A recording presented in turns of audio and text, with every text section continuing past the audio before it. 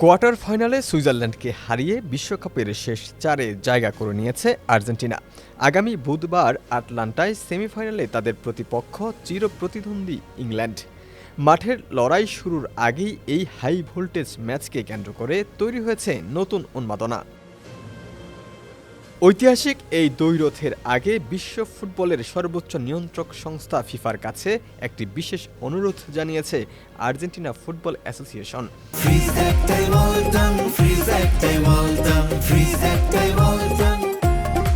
ইংল্যান্ডের বিপক্ষে নীল জার্সি পরে খেলার জন্য আবেদন করেছে আর্জেন্টিনা, তবে ফিফা এখনও এই অনুরোধে চূড়ান্ত অনুমোদন দেয়নি।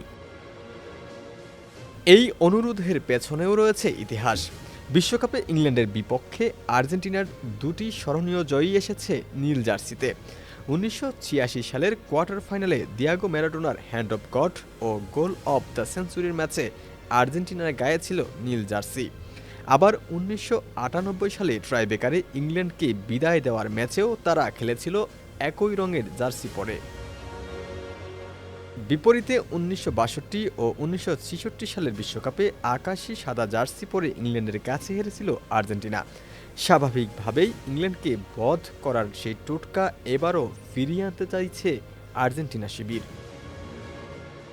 ফিফার নিয়ম অনুযায়ী সেমিফাইনালের এই ম্যাচে ইংল্যান্ডকে হোম টিম হিসেবে তালিকাভুক্ত করা হয়েছে।